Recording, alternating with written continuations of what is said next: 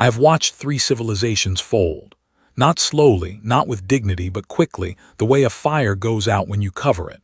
I watched the Keth surrender before our forward ships even reached weapons range. I watched the Sulari broadcast a plea for mercy so early in the engagement that my crew laughed. They actually laughed.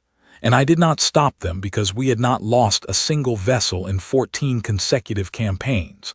That was the Dominion's record. That was my record. My name is Vale Core. I hold the rank of High Commander in the Dominion Expansion Fleet, and I have spent 31 years moving the border of what we own further into space that once belonged to someone else. I am not a cruel commander. I do not enjoy suffering. What I enjoy is efficiency.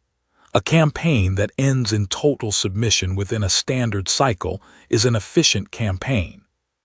A species that recognizes the size of what stands opposite them and lays down their arms is a species that has made a rational decision. I respect that. I have always respected that. What I encountered at the edge of the Orion Spur was not that.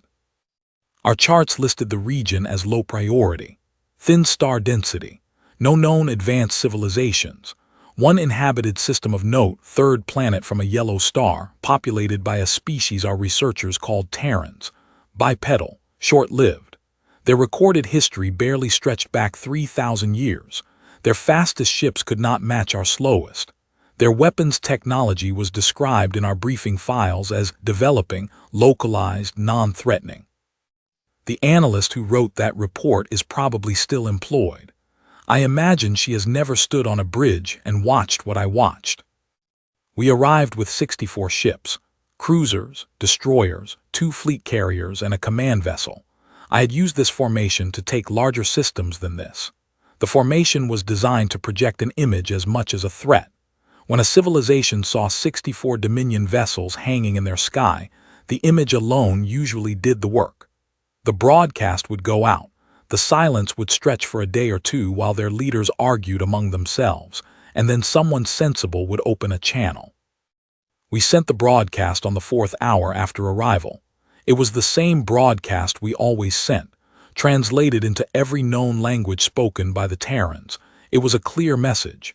It listed our previous campaigns. It named the civilizations that had submitted and prospered under Dominion administration. It explained the alternative. It was not threatening in tone. It was simply factual. Fact can be more frightening than a threat sometimes. Then we waited. The first day passed without a response. The second day passed without a response. My fleet intelligence officer, a calm and experienced analyst named Cord Halley, told me this was unusual but not unprecedented. Some species needed time to process the scale of what they were facing. Some governments argued internally. Some simply had slow communication networks. I told him I agreed. I did not tell him that the silence was making the back of my neck feel strange. On the third day, I walked the length of my command ship twice. I reviewed the star charts. I read the Terran intelligence files again, all of them, including the supplemental reports from our advanced scouts who had passed through this sector 8 months prior. The scouts had noted some debris fields, a small number of active vessels patrolling the outer system, and what appeared to be mining infrastructure on 2 of the outer moons. Nothing alarming, nothing that changed any calculation. On the 4th day, at the 6th hour, a contact appeared on our forward sensors. It came out of a debris field roughly 40,000 kilometers off our starboard bow. The debris field itself was listed in our charts as the remnant of a natural collision event. 2 planetoids that had fractured against each other sometime in the last century.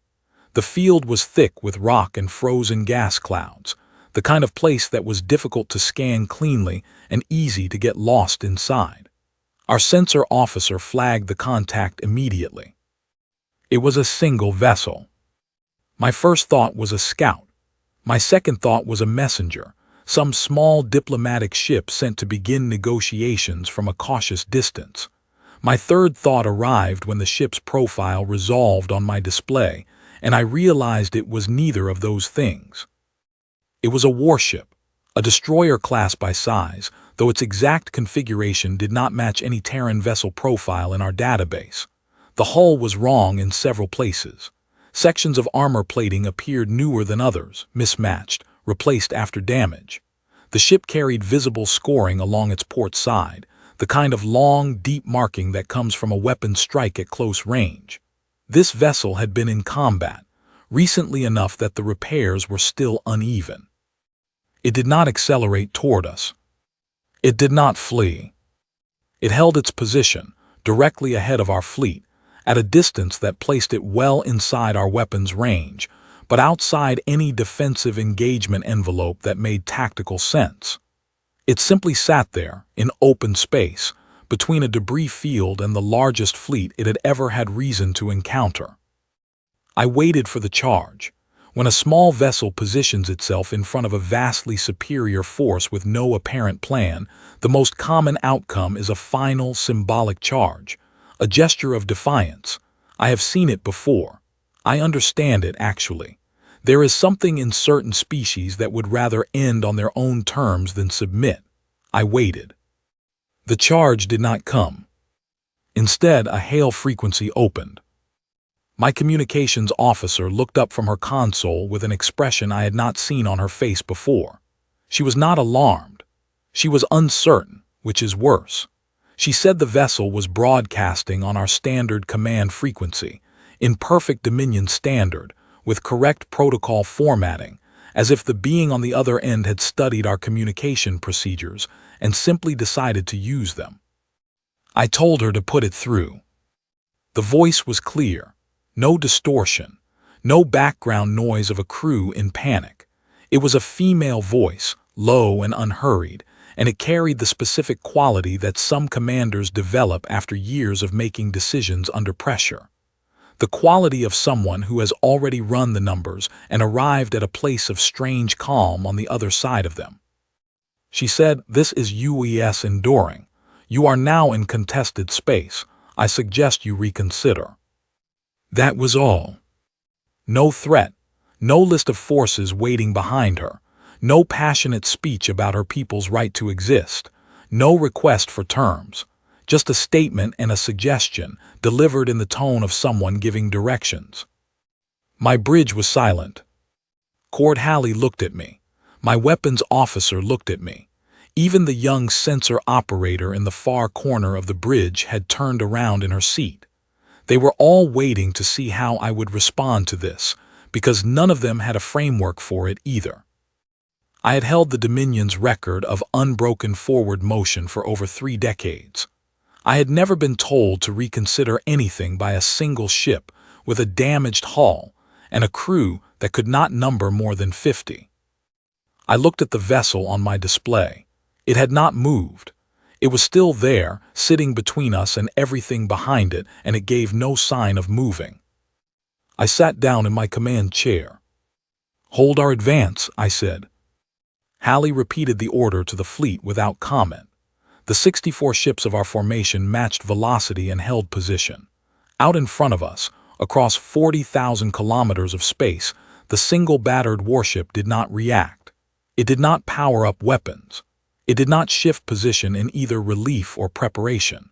It simply continued to exist in the same place, as if it had always planned to be there and saw no reason to change that plan. I stared at it for a long time. I do not use the word unsettled lightly. I have faced weapons that could split moons. I have received news that entire task forces under my command had been lost. I have looked at death from many angles, and none of them have unsettled me the way that single, quiet, damaged ship did in that moment, because it was not attacking me. It was not begging me. It was not even negotiating with me. It was simply refusing to move. And I had absolutely no idea what to do about that. 3 years before she parked the Enduring between a debris field and the largest fleet she had ever seen, Commander Yara Collins had spent 9 days in a collapsed mine shaft on Kepler Station 4, eating protein paste from an emergency tin, and listening to the sounds of a Dominion advanced scout vessel running systematic scans of the colony above her. She did not panic in those 9 days. She planned. She went through everything she knew about Dominion scanning technology and figured out, correctly as it turned out, that the rock composition of the shaft walls was thick enough with dense ore deposits to partially mask a human biosignature. She rationed the protein paste to last 11 days in case she needed the extra margin. She slept in 4-hour cycles and kept a mental log of every sound she heard from the surface, cataloging what she could identify and flagging what she could not. On the 6th day, she identified the engine signature of the scout vessel as a Dominion Type 7 light reconnaissance craft, which she knew from her pre-service training had a maximum crew of 12 and a weapons payload designed for observation, not extended engagement. On the 9th day, the scout left. She climbed out of the shaft and found the colony mostly intact, though 6 of the outer storage facilities had been marked with Dominion survey tags, which meant a larger vessel would follow to assess the site for resource extraction. She filed a report. She submitted her sensor notes on the Type 7. She requested that the outer system picket line in this sector be reviewed and reinforced. The request was acknowledged. It was not acted upon. That was how Yara Collins understood the situation 3 years later, when she sat in the captain's chair of the UES Enduring and watched 64 Dominion warships fill the forward display like a curtain being drawn across the sky. She had not always been the captain of the Enduring. The ship had belonged to Commander Peter Hale until 16 months ago, when Peter had been reassigned to Fleet Command on New Bristol, which was a promotion he absolutely deserved, and which left Yara in temporary command of a 30-year-old destroyer with a crew of 43 and a picket assignment in a sector most of Fleet Command treated as a formality. The Enduring's job was to watch, log contacts, and report. She was not supposed to engage anything larger than a patrol vessel. She had found the ship in better shape than its age suggested. The previous engineering team had been obsessive about maintenance, and the current one was no less devoted. Chief Engineer Owen Clark treated every system on the Enduring as a personal responsibility. He was 42 years old, originally from Cardiff, and he had the specific personality type that genuinely became happier when something was broken, because a broken thing was a problem with a solution. He had extended the life of the Enduring's primary drive coils by 14 months through a repair process. He invented himself and documented in a handwritten notebook he kept in his chest pocket. The weapons officer was Lieutenant Nora Vance. She had requested the posting. Her previous assignment had been on a heavy cruiser in the inner system, far from the frontier, well within established patrol zones where nothing happened and nothing was likely to happen. She had transferred herself out of safety on purpose.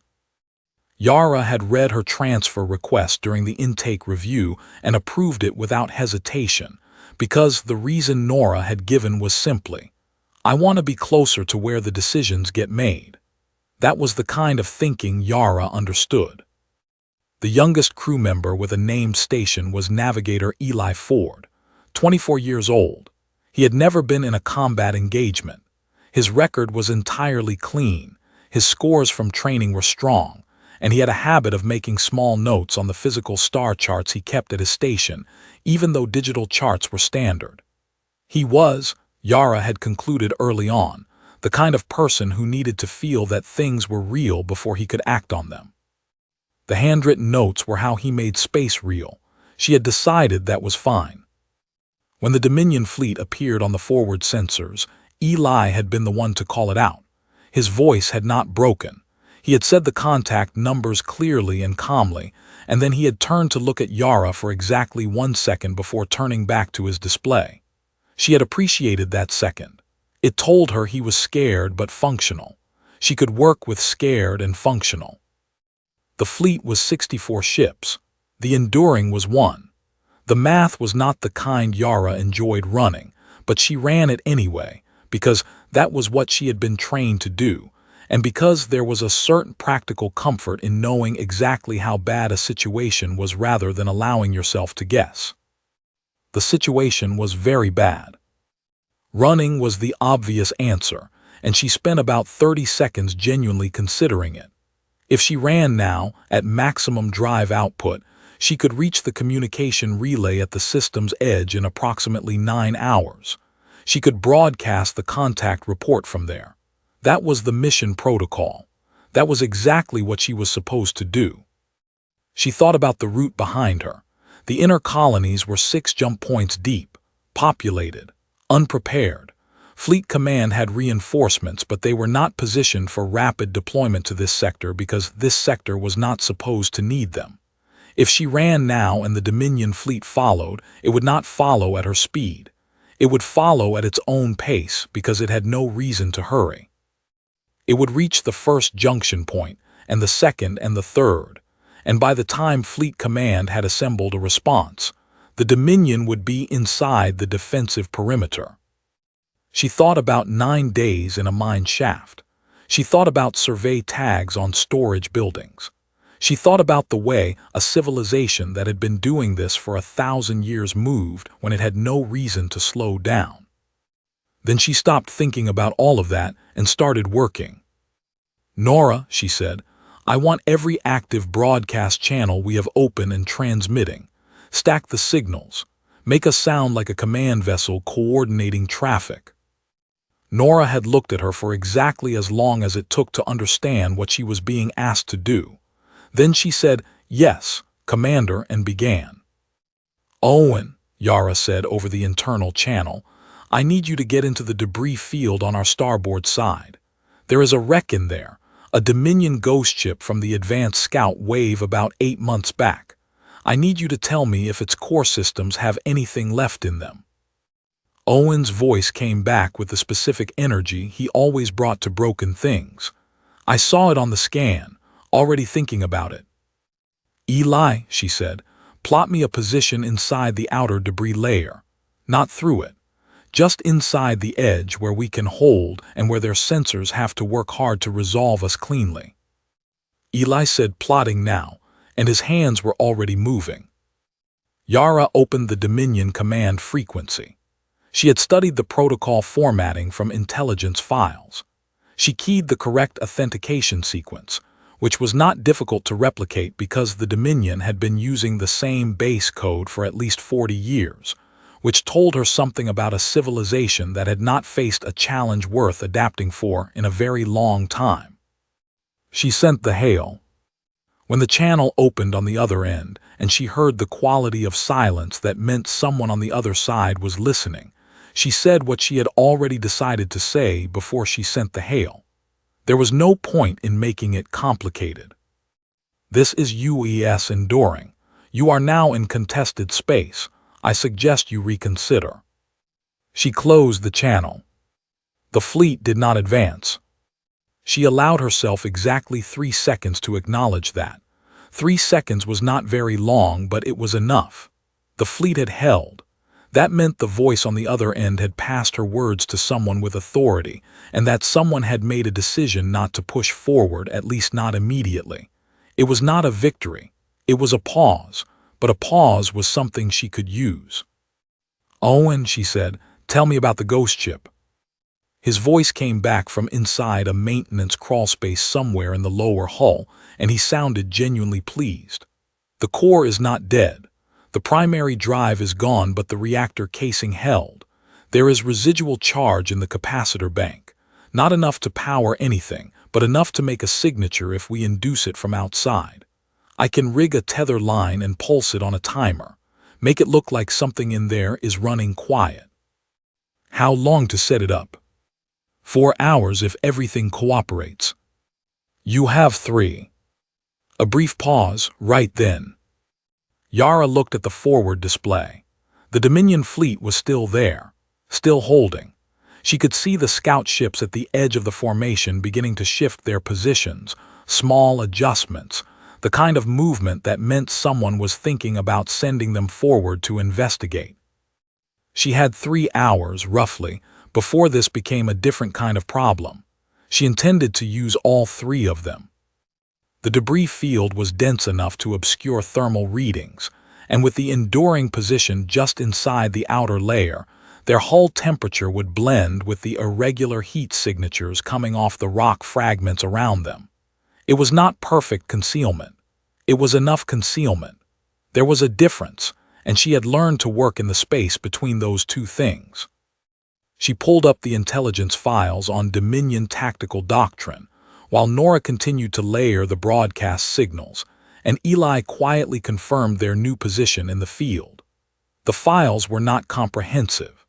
They were assembled from observation reports, recovered fragments of Dominion communication intercepts, and accounts from the two species that had encountered the Dominion before losing contact entirely. Reading those accounts was not comfortable, but Yara had read uncomfortable things before. What struck her was the pattern. The Dominion did not improvise. They had a sequence and they followed it because the sequence had always worked. Broadcast, wait, advance, occupy. The sequence was efficient and it was correct given their history, but it was a sequence built on the assumption that the opposition would behave in predictable ways. Flee or fight directly. Request terms or collapse under pressure. She was not going to do any of those things. She was going to make the debris field feel like it was full of decisions she had already made, and she was going to make those decisions feel very expensive to test. Nora looked up from her station. "Commander, one of their scout units is separating from the main formation." Yara looked at the display. One ship moving toward the outer edge of the debris field at a cautious pace, scanning as it came. She leaned back in her chair and watched it move. "Let it come," she said. "We are not done setting the table." Owen's voice came up from below. "Commander, I am going to need something from the secondary power coupling to finish this. It will pull about 8% from our maneuvering reserves." "Take it," Yara said. "Pulling it now." The scout ship continued toward them, slow and careful, its sensor array sweeping the field in long, methodical arcs. Yara watched the arc pattern and counted the intervals between sweeps. There was a rhythm to it, 12 seconds between each full arc rotation, which meant there was a 12-second window per cycle when the leading edge of the debris layer was not being directly scanned. She noted the number. She did not write it down. She did not need to. She was building something in her mind, piece by piece, the way Owen built repairs in his notebook. Methodical, precise, not fast, because fast was not what this moment required. What this moment required was patience that felt, from the outside, like confidence. She was very good at that. The Dominion scout ship reached the outer edge of the debris field and slowed further. It was close enough now that she could see it clearly on the tactical display. It was a Type 9, newer than the one she had hidden from on Kepler Station 4. Faster, better sensors, crew of 20 probably. She watched it pause at the field's edge. It did not enter. And in that moment, looking at the hesitation of a Dominion scout ship that had surely been ordered forward by a commander with 63 more ships behind him, Yara Collins understood something important. She was not the only one in this situation who was uncertain. She was simply the only one who had decided that uncertainty was a tool rather than a problem. She filed that thought away and kept watching. The ghost ship in the debris field did not have a name anymore. Whatever it had been called when it was whole was gone with the crew that had given it that name, and what remained was a drifting shell of scorched metal and silent systems that the Enduring's crew had quietly adopted as the third member of a plan that was still being built. Owen Clark had never worked on a Dominion vessel before. He had studied them in passing, the way any engineer studied the hardware of a potential adversary, skimming technical profiles in spare moments and noting the design choices that were different from human engineering philosophy. The Dominion built for mass and endurance. Human ships were built for speed and adaptability. You could see it in the way the components were arranged. Dominion hardware was dense and layered, built to keep working after serious damage. Human hardware was lighter, more modular, easier to replace. He had pulled himself through a narrow breach in the ghost ship's hull via a tether line, moving hand over hand in the zero-gravity silence of the debris field, with a handheld sensor unit strapped to his forearm and a tool bag clipped to his belt.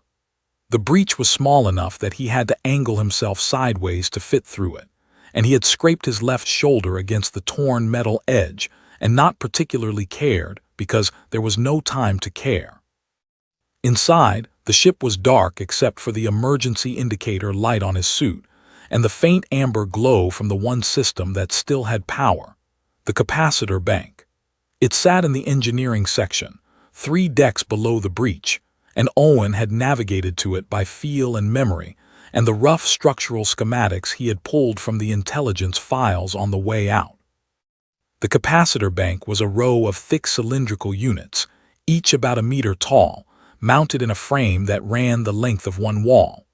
They were designed to store electrical charge for the drive systems, and most of them were depleted. But 3 were not.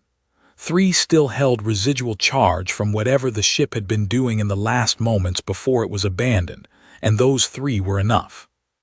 He had rigged a pulse trigger using components from his tool bag and a length of conductive wire he had unspooled from a wall panel. The trigger was set to fire in a repeating cycle. Charge pulse, pause, charge pulse, pause, irregular enough to suggest a system running at low power, regular enough to produce a consistent sensor return.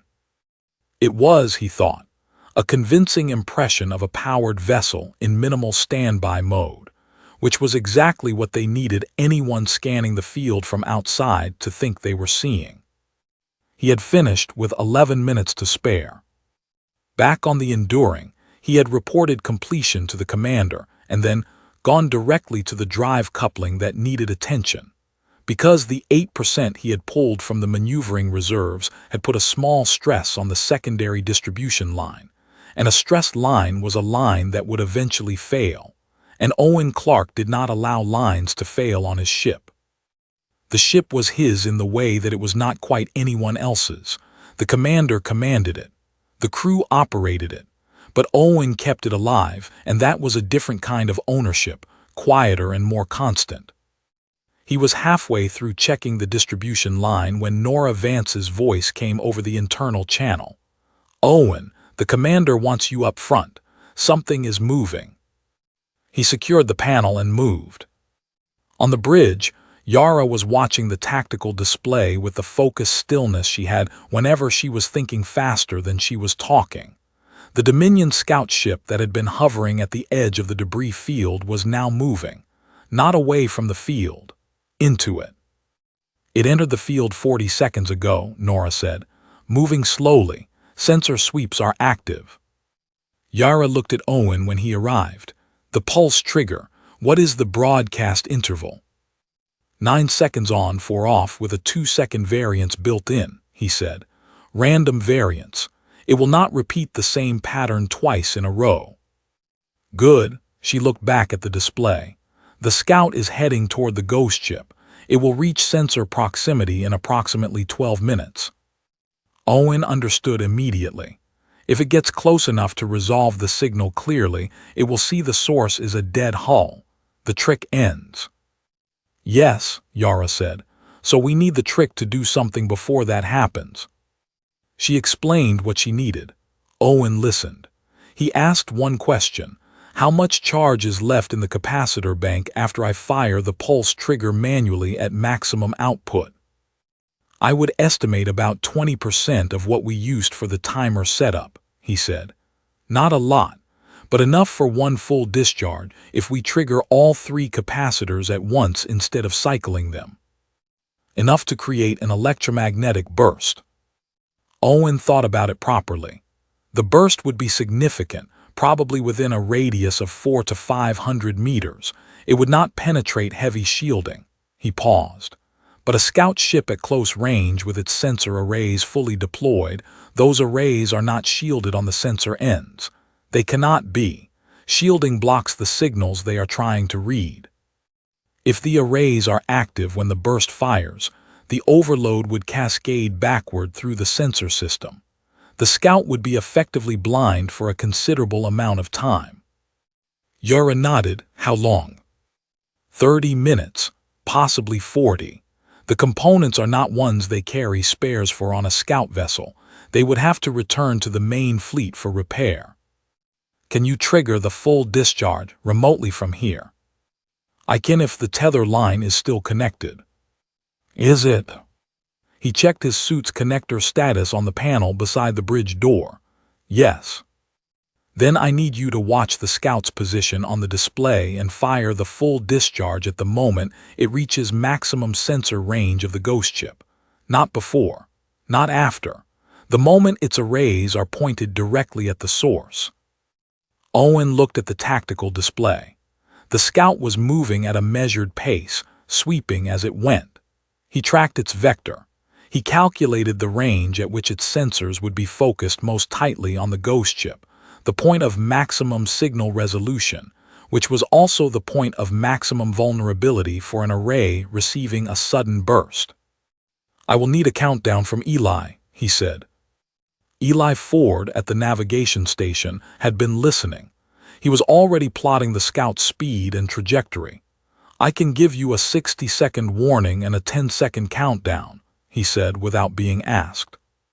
That works, Owen said. He went to the tether control panel at the rear of the bridge and stood in front of it with his hand near the manual discharge trigger. The bridge was quiet. Everyone was watching something. The display, their own instruments, the slow progress of a Dominion scout ship through a field of broken rock toward a dead ship that was pretending to breathe. 9 minutes passed. Eli said, 60 seconds. Owen placed his hand on the trigger, not pressing it, just there. On the display, the scout continued its approach. Its sensor sweeps had shortened in interval, which meant it was focusing. It had found something to look at. The ghost ship's pulse signal was drawing it in, which was the plan, and the plan was working, which was the only part of this situation that Owen found comforting. 30 seconds, Eli said. Yara had not moved from her position. She was watching the display with the same expression she had when she listened to something she had not decided about yet. 10, Eli said. 9, 8, 7, 6, 5, 4, 3, 2, 1. Owen pressed the trigger. The tether line carried the discharge signal in under a second, and 3 capacitors that had been waiting to do something for 8 months did it all at once. On the display, the scout ship went from an active scanning pattern to a full stop in about 2 seconds. Its sensor returns, which had been regular and strong on Nora's monitoring display, simply ceased. The ship was physically intact. It had not been struck. Nothing visible had happened to it. It had simply lost the ability to see. The bridge was quiet for a moment. Then Eli said, very carefully and with evident effort to keep his voice neutral, "The scout is not advancing. It has stopped moving." Owen checked the tether line status. The connection was still live, but the capacitors were spent. The ghost ship was dark again, properly dark this time, nothing left to power. It was just wreckage now, which was all it had ever been, but it had been useful wreckage, and Owen felt a small and genuine respect for it. "The scout is reversing course," Nora said. "It is moving back toward the main fleet." On the Dominion fleet's command bridge, Veilcore was staring at a scout ship that had entered a debris field, lost all sensor function from an unknown source, and was now limping back to the formation with its arrays offline. His fleet intelligence officer Cord Halley was standing beside him, and for once, Halley had nothing analytical to offer. He was just watching the same display. Veilcore said quietly, "Open a direct channel to the Terran vessel." The channel opened. He was careful about his tone. He had built 31 years of a career on being careful about his tone. He said, "I would like to speak with your commanding officer." Yara's voice came back immediately, as if she had been waiting for him. Speaking. There was a pause that Veilcore chose to use deliberately. "You are aware," he said, "of the size of this fleet." "I am," she said. "You are aware of what we have done to civilizations, far more prepared than yours." "I have read the files," she said. "Yes." Another pause. He was making a calculation, and he knew she knew he was making it, and he suspected she had already calculated what his calculation would produce, which was an unsettling suspicion to have about someone commanding a single worn-out ship. He said, "How many vessels do you actually have in this system?" There was a beat, exactly the right length of beat, not too long, which would suggest she was lying, not too short, which would suggest she was not thinking. She said, "Enough." He closed the channel. Court Halley beside him said, "Commander, I have to advise that from a pure intelligence standpoint, we cannot confirm the presence of any additional vessels in this system beyond the one. The debris field is complicating our scans, but the mass readings do not suggest." "I know what the mass readings suggest," Veilcourt said. He said it without sharpness. He was not angry at Halley. Halley was correct. The mass readings probably told the truth. The single ship in front of them was probably alone. Probably. He looked at the display. He thought about the scout ship, currently being guided back through the formation with its sensor arrays down. He thought about the ghost ship signal that had drawn it in, the signal that had appeared and then conveniently vanished, as if whatever was producing it had decided it had done its job. He thought about the command frequency, correctly formatted, perfectly timed. He thought about the voice that had delivered one sentence, and then waited with the patience of something that had already decided to be there regardless of what he did. He thought about 31 years of campaigns against civilizations that had all behaved in ways he could understand. "Hold the advance," he said again. He went to the observation deck at the back of the command bridge and stood looking at the debris field. Somewhere in there was a destroyed vessel that may or may not have had something to do with the scout ship's sensor failure. Somewhere in the field's outer layer was a Terran warship that was either alone or not alone, and the question of which one was true had become, somehow, the most important question in this sector. He had not been uncertain in a very long time. He stood there for almost an hour, watching the field, and the field gave nothing back except the slow drift of rock and frozen gas, and the faint warmth of a yellow star burning patiently behind all of it.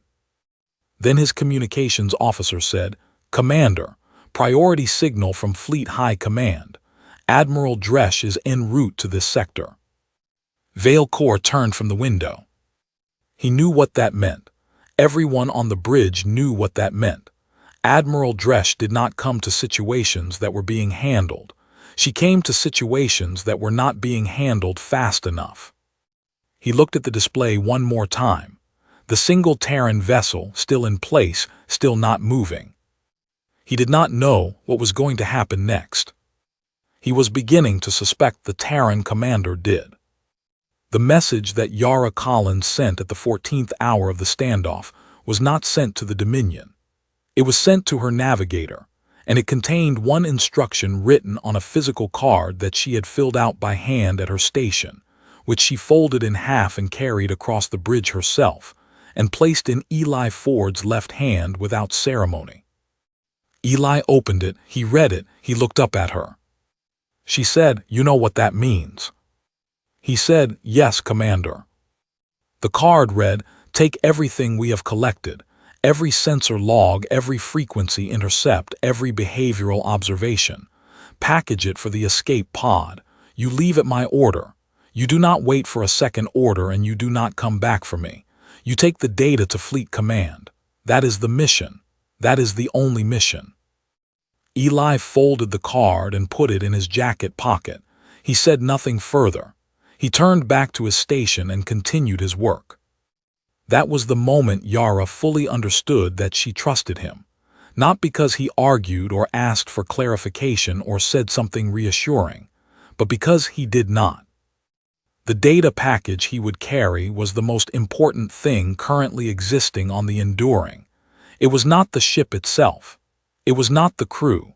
It was the 40 hours of intelligence they had gathered on the Dominion fleet's formations, response times, sensor protocols, communication patterns, and behavioral tendencies under pressure. It was the proof that the Dominion could be made to pause, made to doubt, made to hold in place by things it did not understand. That information, in the hands of Fleet Command, would change how humanity prepared. It might change whether humanity survived. Nora Vance knew nothing about the card. She was working. Nora was almost always working. Since the standoff had begun, she had categorized every Dominion vessel in the fleet by class and estimated payload, had built a rough tactical overlay of their formation geometry, and had identified 3 specific points in the formation where the spacing between ships created a coverage gap. She had done all of this without being asked because she was the kind of person who believed that preparation for something was not the same as planning to do it, and that knowing was always better than not knowing. She brought her formation analysis to Yara at the 22nd hour. Yara studied it for a long time. The 3 coverage gaps Nora had identified were real. One of them was particularly interesting. In the rear center of the Dominion formation, there was a cluster of vessels that were grouped more tightly than the rest, and behind that cluster, partially shielded by the bulk of the warships, was a category of vessel that Yara recognized from the intelligence files as a fleet logistics ship, a fuel and munitions tender. The Dominion operated them in close proximity to combat fleets during extended operations, which made tactical sense, but also placed something very large and very full of flammable material inside the formation. The gap in coverage near that vessel was not enormous. It was about 60 degrees of arc, maybe 20 seconds wide at the Enduring's maximum sprint speed. In normal circumstances, no single destroyer would consider it. In normal circumstances, a single destroyer would not be here at all. Yara looked at the overlay for a long time. She did not say anything. Nora waited. "The railgun," Yara said. "It can fire once before the coils burn out," Nora confirmed. "We have kept them charged since hour 2. 1 shot. If I gave you a 60-degree window of approach at sprint speed, could you put a slug through that gap and hit the tender?" Nora did not answer immediately. She went back to her station and ran the calculation. She ran it 3 times, which was not because she was uncertain, but because she wanted to be honest about the margins. Then she came back. "Yes," she said, "the angle is not ideal, but at sprint speed the approach geometry lines up. 1 shot, I can make it."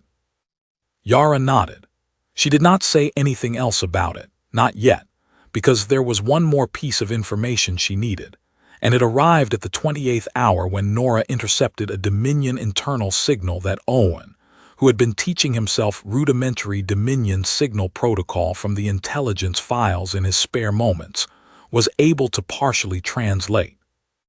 Admiral Dresch was not just en route. She was less than 30 hours away, and the signal's tone suggested that she had already been briefed on the situation and had already decided the approach she intended to take, which, based on what Yara knew about Dresch from the intelligence files, was going to be very different from Veilcourt's approach. Veilcourt had held. He had paused. He had communicated briefly and carefully as if he were a person trying to work something out. Dresch, according to every record Yara had access to, did not pause. Dresch finished things. Yara called the crew together at the 29th hour, not a formal briefing. She just gathered them in the small common area near the bridge, all 43 of them, and told them what she knew. She told them about Dresch. She told them about the 30-hour window. She told them what she was considering. She did not tell them she had already decided. She let them talk. Some of them had questions. Some of them had concerns, which she acknowledged honestly. Owen asked a specific engineering question about the sprint approach, and she answered it specifically. Nora stood quietly to the side with her arms folded, which Yara recognized as Nora's settled posture, the one she had when she had already made up her mind and was waiting for the rest of the room to catch up. At the end, she said, "I am not ordering anyone to agree with this. I am telling you what I am going to do. If you believe the escape pod is the better use of your time at that moment, I will not fault it." Nobody moved toward the pod. She had not expected anyone to, but she had meant what she said, and they had heard that she meant it, And that was the thing that kept them in the room. She sent Eli to prepare the data package at the 30th hour.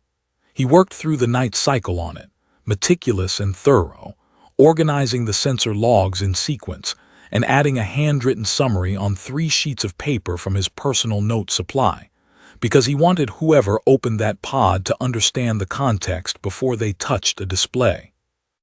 At the 31st hour, Nora confirmed that the Dominion fleet had shifted slightly in formation. Not an advance, an adjustment. The kind of preparation a fleet made before a senior commander arrived and changed the orders. At the 32nd hour, Yara sat alone on the bridge for 20 minutes in the quiet of the ship. She was not afraid. She had been afraid before. She knew what fear felt like, and this was not it. This was something quieter and heavier, the specific weight of a decision that had already been made and was now simply waiting for the moment to arrive. She opened the ship's log and recorded a complete mission report. She spoke clearly and without hurry. She named every crew member and their contribution. She described every decision she had made and the reasoning behind each one. She described the Dominion fleet in detail, the formation patterns, the behavioral signals, the specific pause that had told her that uncertainty was possible even in something as large and confident as a 1,000-year empire. She described the ghost ship and what Owen had done with it. She described the scout ship and the moment it had gone dark. She described Veilcor's voice on the open channel, which had been, she said in the log, the voice of someone who was starting to think for the first time in a very long while. She said, "I do not know how this ends for this ship.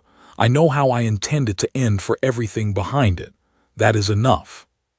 She saved the log to the escape pod's data package. At the 33rd hour, Eli came to the bridge and said the package was ready. At the 34th hour, Nora reported that the Dominion formation was reconfiguring, not a patrol shift, an advance formation. Dresch had arrived early. Yara looked at the display. The 64 ships were moving, not fast, not yet, but the geometry was changing. The formation was tightening into an assault configuration, which was different from the holding pattern that Veilcor had maintained, and which told her that the person now giving orders was not interested in uncertainty. She watched the tender ship in the rear center of the formation settle into its protected position, just where Nora's overlay had predicted. "Eli," she said. He turned from his station. "Go," she said. He looked at her for a long moment. He opened his mouth. He closed it. He picked up the physical star chart from his station, the one with the handwritten notes, and he put it very carefully into his jacket. Then he said, "Commander," which was not the start of a sentence. It was the whole thing. He went. The pod launched at the 34th hour and 20 minutes. On the Dominion fleet's display, it would appear as a small, fast contact breaking from the Enduring's position and accelerating toward the inner system. Yara watched it go. She watched it until it was a point of light indistinguishable from the stars around it. Then she looked at Nora. Nora was already at her weapons console, hands ready, posture settled. Yara said, "Sprint course, you have your window." Owen's voice came from engineering. "Drive coils at 100%, ready." The Enduring moved. It did not ease into speed. It went from holding position to sprint velocity in 4 seconds, which was every gram of performance Owen had spent 16 months preparing for, and the ship vibrated with it, a deep physical hum that traveled up through the deck and into the soles of Yara's feet, and she had always loved that feeling, the feeling of a ship giving everything it had, and she was glad she could feel it now. The Dominion formation reacted. Sensor locks snapped onto the Enduring from 12 directions simultaneously. Weapons systems came online. She could see the targeting alerts lighting up Nora's board. 60 seconds to the window. The Enduring was in the open now. No debris field, no cover. Just speed and direction and 43 people who had all made a choice in a common room 32 hours ago. Nora was watching the angle calculation on her targeting display. She was absolutely still. 40 seconds. A Dominion warship on the left edge of the formation broke from its position and moved to intercept. Owen, monitoring from engineering, saw it and called the bearing.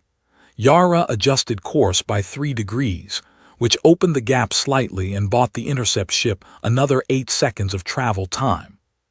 20 seconds. Window in 5, Nora said. The Dominion fleet's weapons were charged. There were targeting solutions on the Enduring from multiple vessels. The only reason none of them had fired yet was that the Enduring was moving through the formation geometry in a way that made clean firing solutions briefly complicated, because it was threading between ships, close enough that a misfire might strike another Dominion vessel. Nora said, "Window." She fired. The railgun discharged once. The coils burned out immediately after, exactly as predicted, and the smell of hot metal carried through the ventilation into the bridge, and the Enduring shuddered with the recoil of a weapon built for a much larger ship being fired from a much smaller one. The slug crossed the distance in under 2 seconds and struck the logistics tender directly in the forward storage section. The explosion was not small. The tender carried fuel reserves for 43 vessels and munitions for approximately half of those, and when those things met the railgun slug in each other, the result was a pressure wave that tore through the surrounding space and struck the nearest 3 Dominion warships hard enough to disrupt their systems and force emergency maneuvering. The rear center of the formation broke apart under the shockwave. Ships scattered. Collision alerts fired across the fleet, as the tight assault configuration suddenly became a very large problem. The advance stopped. Not forever, but it stopped. On the bridge, Yara said hard about, and Owen gave her everything the drives had, which was not as much as before because one of the coil conduits had cracked under the sprint stress, but it was enough to change direction fast and run for the debris field. Damage reports were already coming in. The Enduring had taken a glancing weapon hit somewhere between the tender's explosion and the current moment, probably from a point defense system that had fired automatically. The aft section had a breach. The crew in that section had sealed the compartment and were reporting in, all of them accounted for, which was the only number Yara cared about right now. She opened the shipwide channel. She did not say anything motivating. She said, "Hull breach aft, compartment 4. Everyone not at a station, move towards center ship. Owen, breach report when you have it." Owen said, "Working on it now." Nora said, "Commander, communication channel is open. It is Vale Core." Yara almost did not take it. She was running calculations about the breach and the drive conduit and the distance to the debris field, and the time it would take for the Dominion formation to recover enough to pursue effectively. Then she took it. Vale Core said nothing for a moment. When he spoke, his voice was different than it had been before, not emotional, something more complicated than emotional. He said, "Cease fire. All units cease fire." She realized she was hearing him speak to his own fleet, not to her.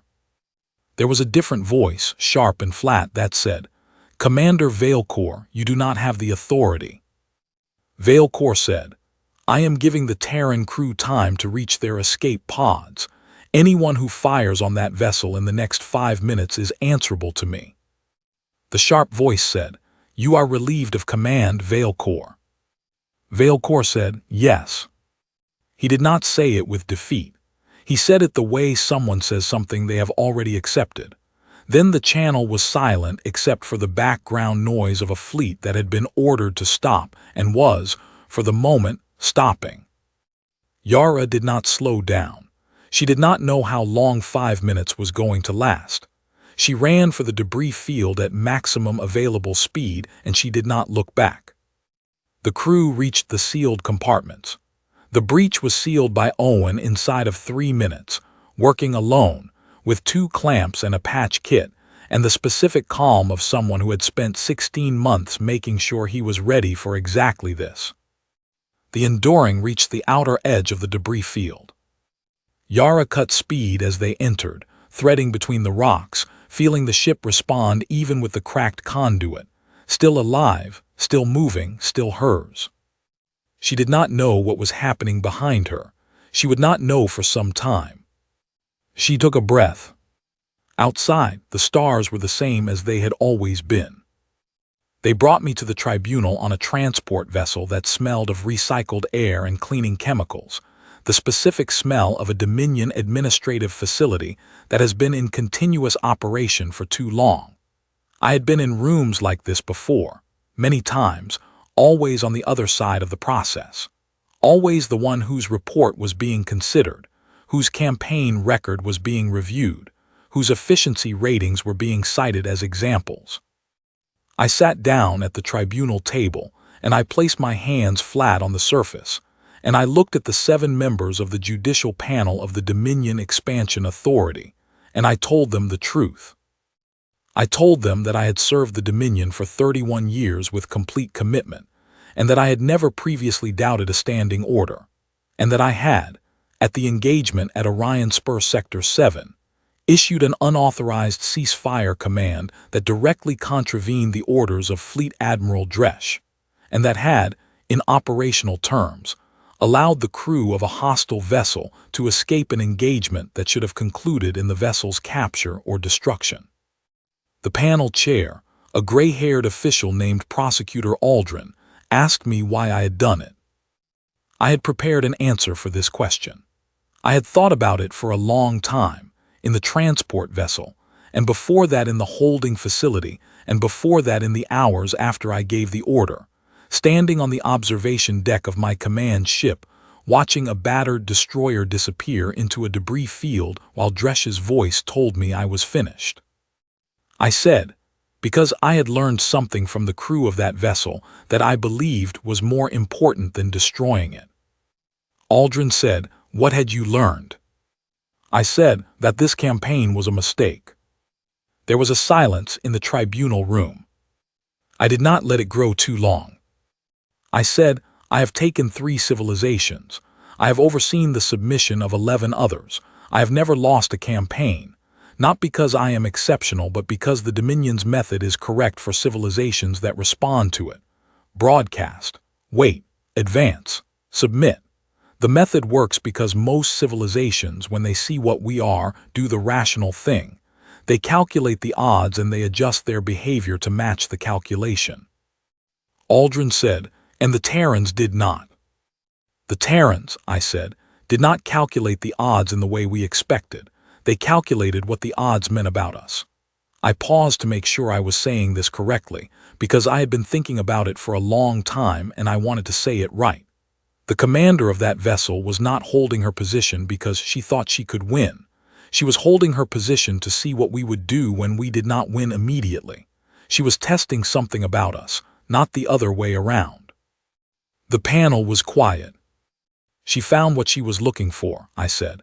We held, we paused, we communicated. I communicated with her. And in communicating with her, I gave her exactly the information she needed, which was that we were capable of being made uncertain. That a single vessel with the right approach could buy time. That time was purchasable. She sent that information out in her escape pod before she ever moved against our fleet. The attack on the logistics tender was not the primary operation. It was the secondary one. The primary operation was the data her navigator was carrying when the pod launched. Aldrin said, "You are describing a commander who used your hesitation against you." "Yes," I said, "I am describing exactly that." "And you gave her the hesitation?"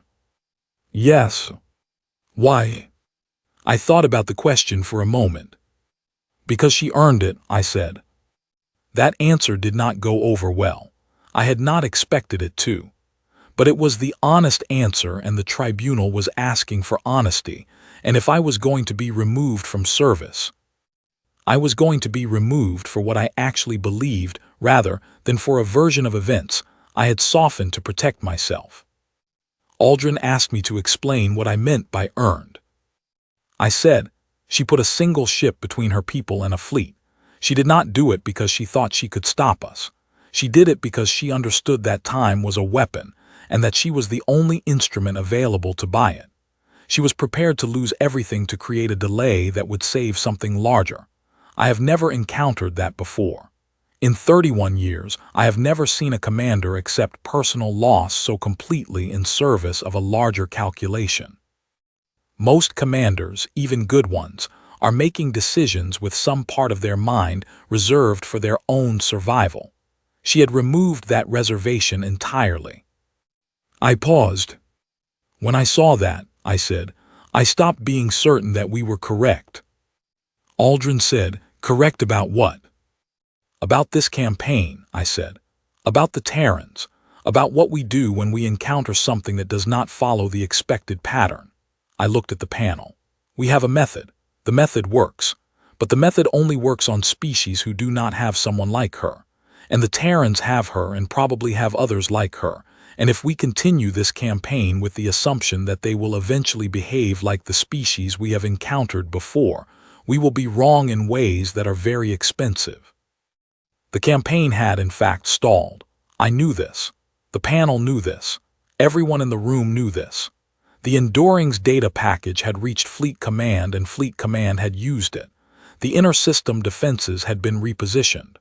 The Dominion's second advance, led by Dresch after my removal, had encountered 3 engagements in the outer system that cost them vessels they had not expected to lose. Dresch was still pushing, but she was pushing slowly now, cautiously, which was not Dresch's nature and which told everyone watching that something had changed. 2 years had passed since the standoff. 2 years of a campaign that was supposed to take 3 months. The panel knew what the tribunal report would be used for. There were factions within the Dominion government that were arguing for negotiation. The concept was almost without precedent. In 1,000 years, the Dominion had not negotiated a boundary. Negotiation was not in the method, but there were apparently members of the Governing Council who had read the campaign reports and the casualty figures and had begun to wonder whether the method needed revision. My testimony was part of that argument. I did not know which way it would go. Aldrin asked me one final question. He asked whether, given the outcome of the campaign and the costs incurred, I regretted giving the ceasefire order that had allowed the Enduring's crew to escape. I thought about it genuinely, not for long. I said no. He asked me why. I said, because the order was correct. I had information that the crew of that vessel had earned the right to survive, and I had information that their survival was important beyond the immediate engagement, and I acted on that information. The fact that acting on it ended my career does not change whether it was correct. He wrote something down. The panel wrote things down. The room was quiet except for the administrative sounds of a process reaching its end. I was held for a further 18 months, during which time the Dominion entered preliminary boundary negotiations with the Terran Federation. It was the first such negotiation in Dominion history. The talks were slow and difficult, and I followed their progress from the reports that were made available to me, which were limited but sufficient to understand the shape of what was happening. The Terran negotiators were organized, well prepared, specific about what they wanted and clear about what they were offering in return. They were not naive and they were not afraid, and they treated the process as a transaction between parties of comparable standing, which was, from the Dominion's perspective, a genuinely new experience. I read that the senior Terran negotiator had served in the outer system defense and had been involved in several of the engagements during the campaign's second phase. I did not know his name. I thought about Yara Collins occasionally and wondered whether she was among the people in those rooms, whether her voice was among the voices shaping what came out of the talks. I hoped it was. I was released from holding at the 2-year mark. Not exonerated, released. The Dominion does not often admit that a punishment was incorrect. They simply stop continuing it. I was given my personal effects, which were few, and a transport assignment back to the inner Dominion systems, and I was told that my service record had been archived rather than expunged, which was the administrative equivalent of being put in a drawer rather than thrown away. I requested, on my last day in the facility, access to the astronomical records for the Orion Spur sector. The request was approved after a day's delay, which I suspected involved someone somewhere deciding whether to approve it, which told me the name of the sector had acquired a significance it had not previously had. I looked at the star charts. I found the yellow star at the center of the Terran system. It was still there. Of course it was. Stars do not move in 2 years. They barely move in 2000. But there was something I needed to confirm by looking at it, which was not a rational need, and I did not examine it too closely. I thought about a debris field and a battered hull and a voice that had said, in the tone of someone who had already run the numbers and found a different kind of calm on the other side of them, "I suggest you reconsider." I had reconsidered, not immediately, not willingly. But the reconsideration had happened, and it had started in that moment, and it had led here to this room, to this view of a chart, to a career that was over and a campaign that was not. The Dominion would expunge my commendations. They would remove my name from the campaign records. They would attribute the advance and its outcomes to other commanders, which was their right and their method, and I had no argument with it. But the star was still there. I had not put it there.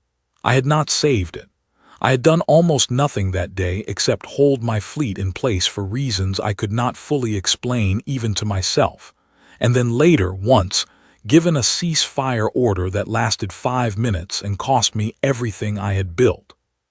But the star was still burning calmly in the charts in front of me, and behind it, on a planet I had never visited and now likely never would, there were people who were alive because a commander named Yara Collins had parked a worn-out destroyer between them and a fleet, and had asked that fleet, politely and without apparent concern, to reconsider. I closed the chart. I picked up my personal effects. I walked out into the corridor and found the transport that was waiting to take me somewhere smaller and quieter than the life I had known, and I thought, as I walked, that there were worse things than being the commander who had stopped. There were commanders who had never thought to. The transport bay doors were open.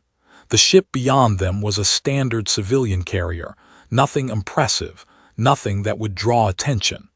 I was one of 20 passengers. No one knew my name.